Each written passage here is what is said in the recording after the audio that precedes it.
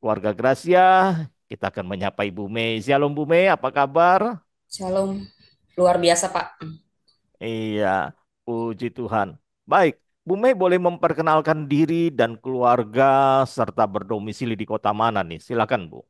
Eh, Shalom, saya Yunike Mamai dari Jakarta.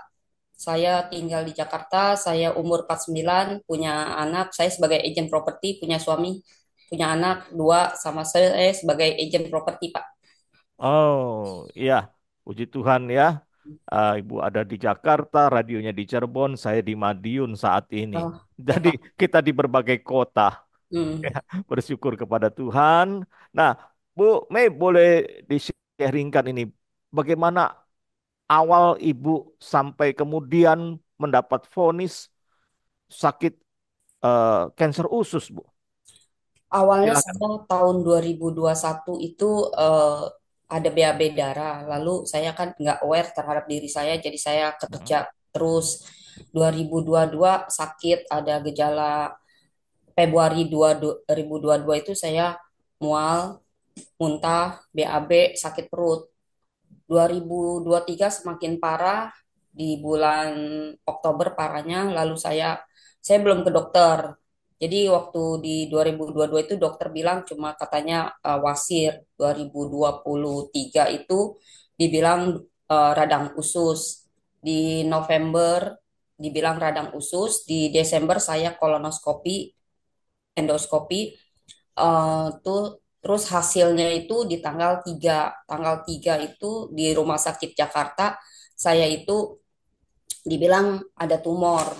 Nah, setelah mm, tumor tersebut saya sebelumnya itu doa sama Tuhan, saya serahin segala sakit penyakit saya. Jadi saya ada kekuatan walaupun sakit, saya nggak mengeluh dan nggak berasa takut ya. Jadi pas di tanggal 3 itu juga saya menganggap bahwa itu cuman radang biasa. Tanggal 3 setelah diskusi saya diberitahu teman saya ke rumah sakit Malaka. Di rumah mm, sakit tersebut saya pengecekan ulang, ternyata saya lalu di kolonoskopi, di CT scan tanggal 11 Januari saya dioperasi. Setelah selesai operasi pun saya menganggap bahwa penyakit saya sudah sembuh, sudah total. Nah, di tanggal 15-nya saya diberitahu sama dokter saya didiagnosis cancer usus stadium 3A. Lalu itu saya sedih, khawatir, takut. Terus terang di sini saya takut mati. Karena saya menganggap bahwa di apa tuh cancer tersebut adalah penyakit yang sangat ganas gitu, yang nomor berapa di dunia kan. Jadi saya sedih, saya juga takut.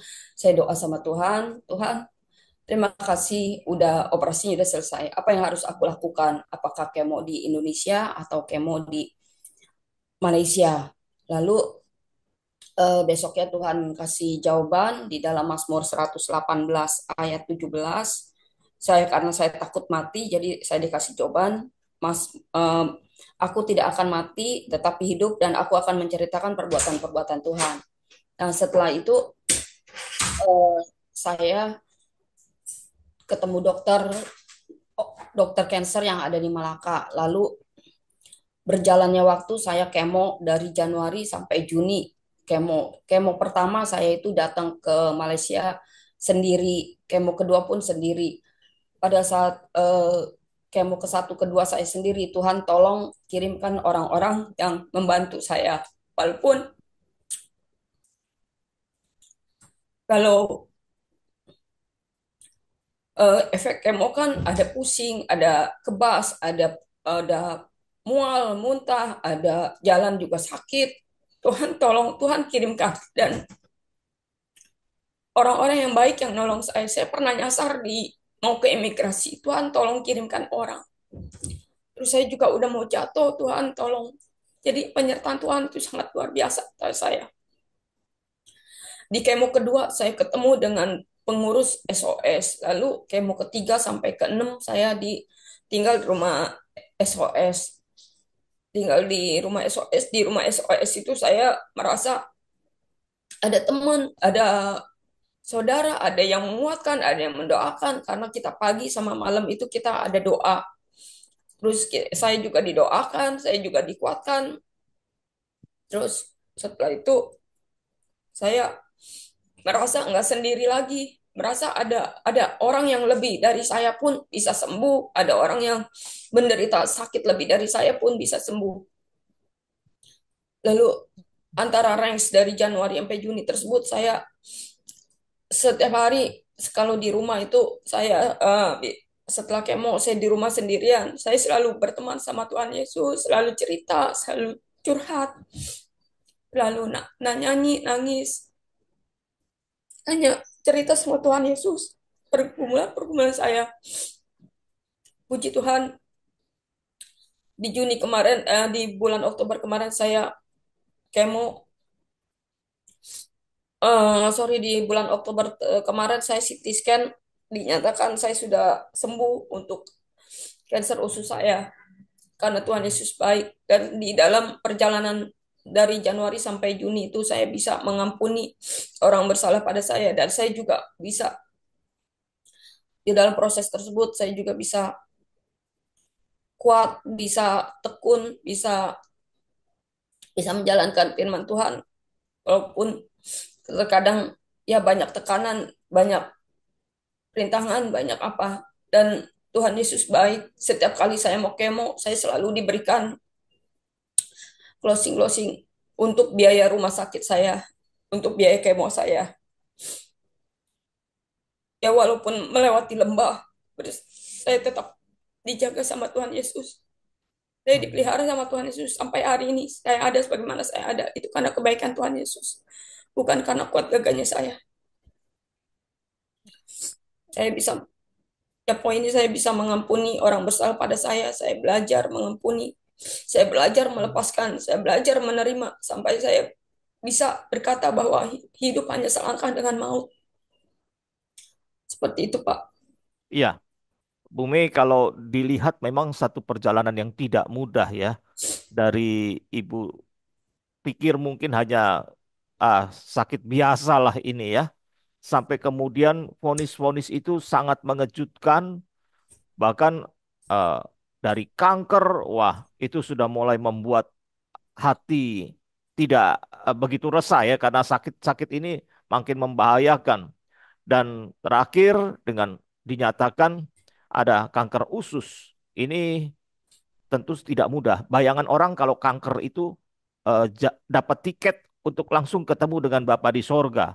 Begitu ya Bu ya. Ya. Nah, mungkin Ibu ada bayangan seperti itu enggak pada waktu dikatakan Ibu kena sakit kanker?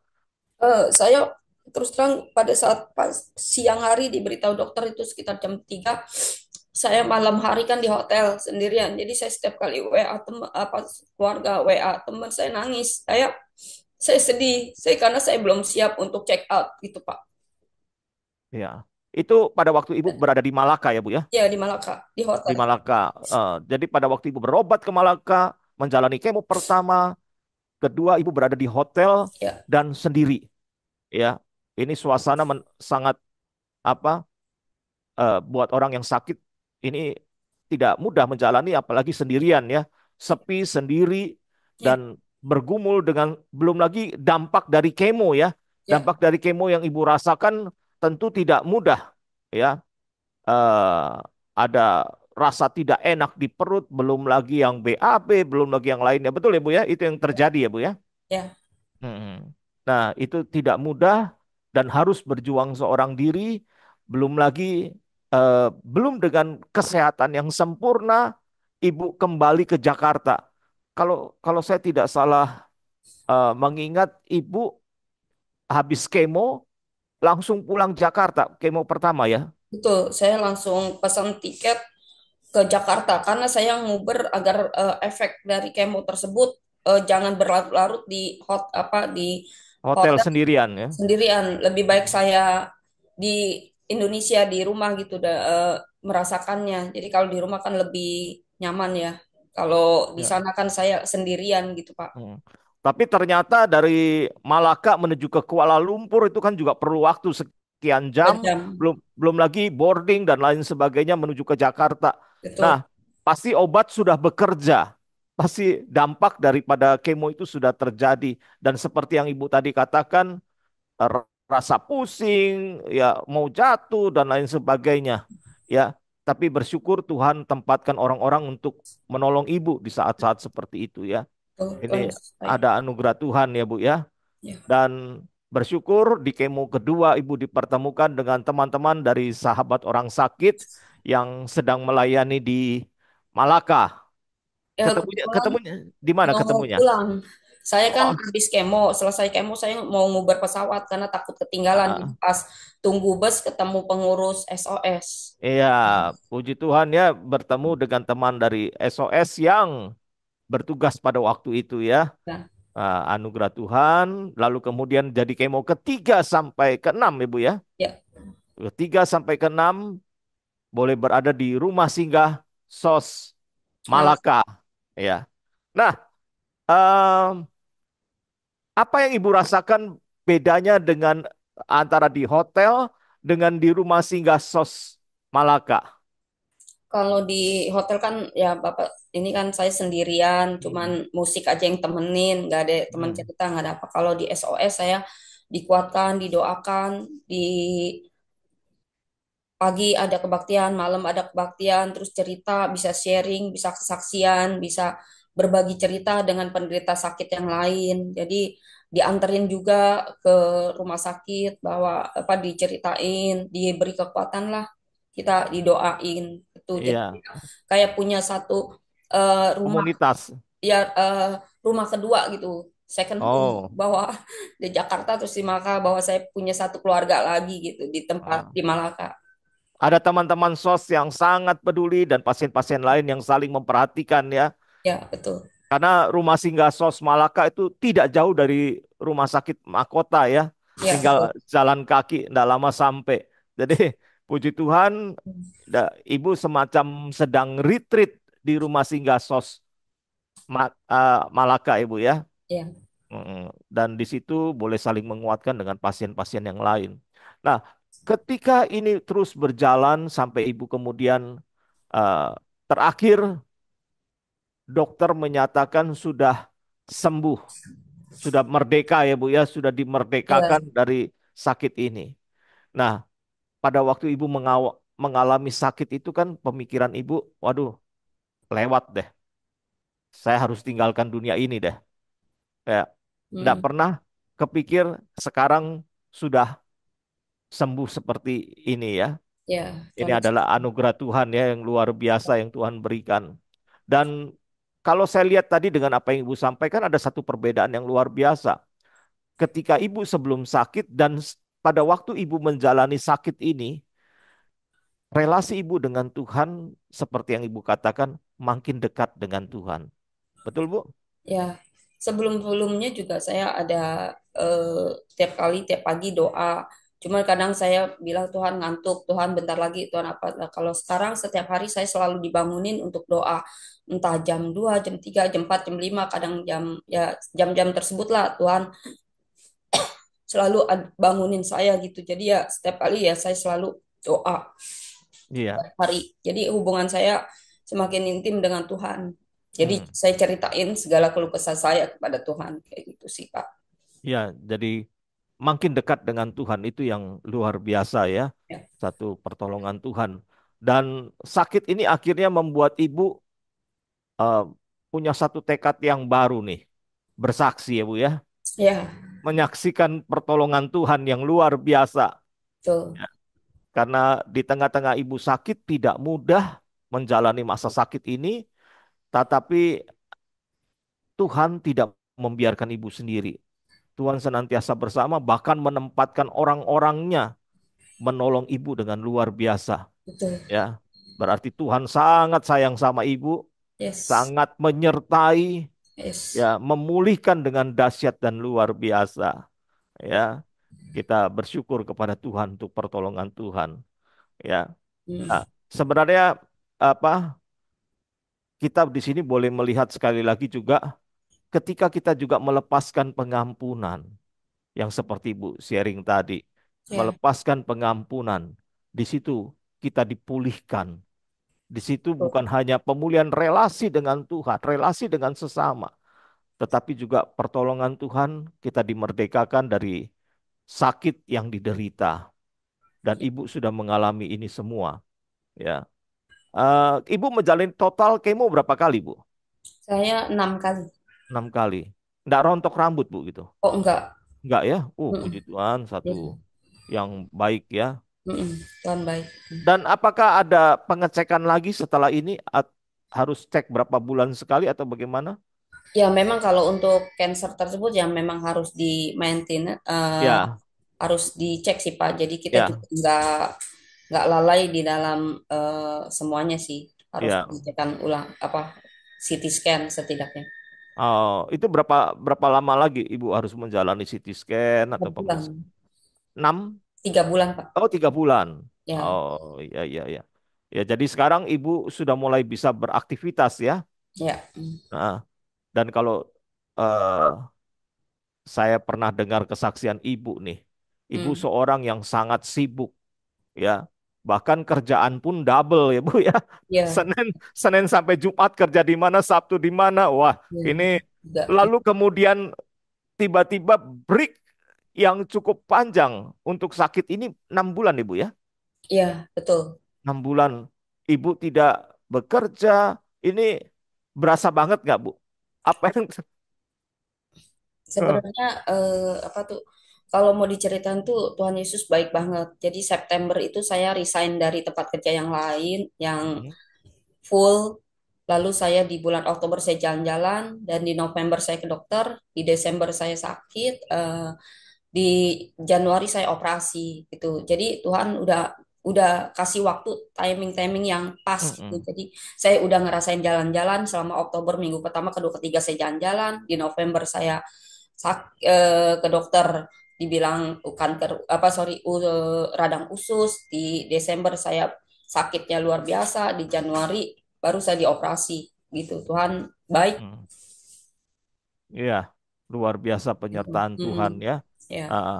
Dan apa pesan Ibu buat mereka yang juga mengalami sakit seperti Ibu? Pesan saya kepada yang penderita sakit adalah jadilah percaya sama Tuhan Yesus. Tuhan Yesus adalah dokter di atas segala dokter. Tuhan Yesus adalah tabib di atas segala tabib. Serahkanlah segala khawatirmu kepadanya karena Ia memelihara hidupmu. Jadi ya tetap mengandalkan Tuhan, tetap percaya kepada Tuhan Yesus, jangan tinggalkan Tuhan Yesus. Iya, ini hal yang sangat penting ya. Jangan tinggalkan Tuhan Yesus itu yang menjadi poin. Ya, Nah, Ibu tadi mengatakan di hotel tuh akhirnya juga cuman tinggal dengar lagu, nyanyi di situ. betul. Pujian apa yang menguatkan Ibu? Tuhan apa Yesus setia. Jadi berkali-kali Tuhan tolong saya, berkali-kali Tuhan sembuhkan saya, berkali-kali Tuhan memberi kesempatan saya untuk lebih dekat lagi kepada Tuhan. Iya, kata-kata lagu yang berjudul Yesus Setia Ya, ya. ya, Berkali-kali Tuhan menolong, berkali-kali Tuhan menguatkan, ya. Dan dalam rasa sakit pun Tuhan Yesus tetap setia. Ada hadir di dalam hidup ibu ya. betul, Bahkan dalam lembah kelam engkau ada. Itu kata-kata dari lagu itu ya. betul. Tuhan hadir menolong ibu. Dan tadi ayat firman Tuhan yang ibu bacakan dari Mazmur 118 ayat yang ke-17, aku tidak akan mati, tetapi Hidup. hidup dan aku akan menceritakan perbuatan-perbuatan Tuhan. Nah, sekarang ibu menceritakan perbuatan-perbuatan Tuhan ya dimanapun berada. Hmm, Yang sudah mendapat berkat Tuhan, yang sudah mendapat pertolongan dan jamahan Tuhan, menyaksikan Tuhan yang luar biasa itu. ya, Ya, ini ringkasnya apa yang ibu saksikan ini bagaimana Tuhan hidup di dalam diri ibu. Sekalipun sendirian, Tuhan tetap menyertai. betul, Sekalipun tidak ada orang yang ibu kenal, tapi Tuhan hadir di situ. betul. Ya, kiranya ini boleh menjadi berkat. Dan di Zoom ini juga ada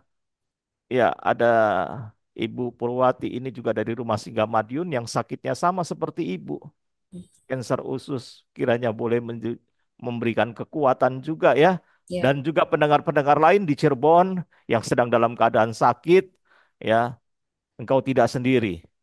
Ada betul. orang-orang yang peduli yang Tuhan tempatkan, yang hadir di dalam hidupmu. Mungkin Engkau tidak sangka bisa bertemu mereka, engkau dikuatkan di sana. Ya, satu hal yang sangat luar biasa. Baik, kita akan berdoa terlebih dahulu untuk Ibu Mei, dan juga sekaligus nanti kita doa untuk Ibu Purwati yang sakitnya sama seperti yang Ibu pernah jalani. Yuk mari kita berdoa. Bapa di dalam surga, kami bersyukur untuk kesaksian Ibu Mei. Di situ kami melihat di saat dia mengalami sakit, dia sendiri, tapi Tuhan tidak pernah membiarkan dia di dalam keputusasaan. Terima kasih Tuhan sudah menyertai, memberkati dia sampai saat ini. Kami bersyukur kepada Tuhan, proses pengobatan yang sudah dijalani, dan juga bagaimana Tuhan tempatkan orang-orang untuk menolong, memberkati Ibu Mei. Kami bersyukur kepada Tuhan. Engkau sudah tempatkan orang-orang luar biasa. Bahkan di tengah rasa sepi ketika berobat, Tuhan juga tempatkan sahabat orang sakit yang boleh mendampingi, yang boleh bersama-sama saling sharing dengan rekan-rekan yang lain yang saat itu berada di Malaka. Kami bersyukur kepada Tuhan. Berkati Ibu Mei, rumah tangganya Tuhan berkati, anak-anak Tuhan berkati, dan kami serahkan hari-hari ke depan Ibu Mei ke dalam tangan Tuhan. Tuhan memberkati hidupnya, menjadikan dia saksi Tuhan yang luar biasa. Kami berdoa biarlah dimanapun Ibu Mei berada, dia tetap menjadi saluran berkat Tuhan. Dan kami berdoa apa yang disaksikan boleh memberikan kekuatan. Kami juga mau berdoa untuk Ibu Purwati yang sakit sama dengan Ibu Mei, kanker usus, kami bersama berdoa Tuhan juga jamah dan sembuhkan, pulihkan kesehatannya. Terima kasih Tuhan. Sebentar kami akan membaca merenungkan firman-Mu, buka hati, buka pikiran kami, supaya kami makin bertumbuh di dalam Tuhan. Jadi dalam nama Tuhan Yesus kami bersyukur dan berdoa. Amin. Terima kasih sekali lagi Bu Mei, Tuhan berkati. Ulangan 31 ayat yang ke-6 yang berbunyi demikian. Kuatkan dan teguhkanlah hatimu, janganlah takut dan jangan gemetar karena mereka. Sebab Tuhan Allahmu, dialah yang berjalan menyertai engkau, ia tidak akan membiarkan engkau dan tidak akan meninggalkan engkau. Saudara yang terkasih, hari ini kita akan merenungkan firman Tuhan tentang bagaimana kita bisa menang atas ketakutan. Ketakutan adalah hal yang wajar dalam kehidupan manusia. Kita bisa merasa takut saat menghadapi tantangan, masalah, sakit penyakit, ketidakpastian, atau bahkan ketika kita dalam situasi yang di luar kendali kita. Namun saudara sebagai orang percaya Tuhan memanggil kita untuk tidak hidup dalam ketakutan, melainkan untuk berjalan dalam iman dan penuh keyakinan akan penyertaan Tuhan. Saudara dalam Ulangan 31 ayat yang ke-6 tadi dikatakan janganlah takut dan jangan gemetar karena mereka. Saudara, ini perintah yang Tuhan berikan kepada kita. Jangan takut dan jangan gemetar. Saudara, bagaimana supaya kita tidak takut dan tidak gemetar menghadapi berbagai macam tantangan hidup ini? Yang pertama, saudara, kuatkan dan teguhkanlah hatimu. Saudara, ayat ini luar biasa karena dimulai dengan kata kuatkan dan teguhkan hatimu. Tuhan tahu bahwa ketakutan dan kekhawatiran adalah musuh terbesar yang bisa melemahkan hati kita. Ketakutan dapat membuat kita ragu, kita menyerah, atau bahkan kita kehilangan iman kita. Namun Tuhan memanggil kita untuk menjadi kuat. Mengapa kita harus kuat dan teguh? Saudara, karena kekuatan itu bukan berasal dari kita, melainkan dari Tuhan. Kita bisa kuat dan teguh. Karena firman Tuhan mengatakan di dalam Filipi 4 ayat yang ke-13, segala perkara dapat kutanggung di dalam Dia yang memberi kekuatan kepadaku. Tuhan memampukan kita untuk menghadapi segala hal dengan kekuatan yang datang dari Tuhan. Bagaimana cara kita memperkuat hati kita? Saudara, pertama engkau berdoa. Kedua, baca firman Tuhan. Ketiga, percaya akan janji Tuhan di dalam hidupmu. Dia akan memberkati engkau dengan luar biasa. Jadi yang pertama, kuatkan dan teguhkanlah hatimu. Yang kedua, Tuhan berjalan menyertai engkau. Saudara, ayat kedua dimulai dengan kalimat, dialah yang berjalan menyertai engkau. Ketika kita menghadapi situasi yang sulit, seringkali kita merasa sendirian. Tidak ada orang lain yang bersama dengan saya. Namun kebenaran ini luar biasa, saudara. Tuhan tidak pernah meninggalkan kita. Dia selalu berjalan di samping kita. ketika engkau terpuruk, ketika engkau menderita sakit, ketika engkau tidak berdaya, ketika engkau dihimpit berbagai macam persoalan, ketika engkau tidak punya uang untuk beli obat dan lain sebagainya. Di sini Tuhan mengatakan, Dia berjalan menyertai engkau. Engkau tidak sedang sendirian. Dia bersama dengan kita. Ini janji Tuhan yang luar biasa. Dalam pekerjaan kita seringkali merasa tertekan. Sakit penyakit seringkali membuat kita tertekan. Namun ingat bahwa Tuhan menyertai kita. Di dalam keluarga pun juga masalah mungkin silih datang berganti. Namun jangan pernah kita merasa sendiri. Tuhan selalu menyertai langkah hidup kita. Yang ketiga, Tuhan tidak akan membiarkan kita. Ketika kita berada dalam kesulitan, mudah bagi kita berpikir bahwa Tuhan telah melupakan kita. Buktinya apa? Oh, saya berada di dalam kesulitan. Namun saudara, firman Tuhan dengan tegas menyatakan kepada kita bahwa Tuhan tidak akan membiarkan kita terjatuh. Mazmur 37 ayat yang ke-24 berkata, apabila ia jatuh tidaklah sampai tergeletak. Sebab Tuhan menopang tangannya. Tuhan menjaga dan menopang kita di tengah badai kehidupan. Ketika kita merasa tidak berdaya, ingatlah bahwa Tuhan bekerja di balik segala sesuatunya untuk mendatangkan kebaikan bagi kita. Jangan menyerah ketika doa-doamu mungkin belum dijawab saat ini. Tuhan berkarya dalam hidupmu. Jangan takut dengan masa depan, karena Tuhan yang memegang kendali atas hidupmu. Saudara, yang keempat adalah Tuhan berkata di dalam ayat tersebut, Tuhan tidak akan meninggalkan kita. Tuhan tidak akan meninggalkan kita. Ini adalah janji yang memberi kita kepastian dan harapan. Banyak orang merasa ditinggalkan oleh keluarga, teman, atau bahkan masyarakat. Beberapa waktu yang lalu kita dengarkan kesaksian bagaimana seorang bapak ketika dia mengalami stroke ditinggalkan oleh keluarganya. Dia dibuang. Tetapi Tuhan menjanjikan bahwa Dia tidak akan pernah meninggalkan kita. Ibrani 13 ayat yang kelima berkata, Aku sekali-kali tidak akan membiarkan engkau. Aku sekali-kali tidak akan meninggalkan engkau. Ini adalah jaminan kasih setia Tuhan yang tidak tergoyahkan. Saudara-saudara yang saya kasih di dalam Tuhan, ketakutan memang adalah bagian dalam kehidupan kita. Tapi kita tidak perlu hidup di dalam ketakutan. Ya, kita percaya bahwa Tuhan berjalan dengan kita dan Dia tidak akan membiarkan kita dan kita yakin Dia tidak akan meninggalkan kita. Bersama Dia kita akan menang atas segala ketakutan yang mungkin sedang menggerogoti kehidupan saat ini. Datang kepada Dia, percaya kepada Dia, dan raihlah kemenangan bersama dengan Tuhan.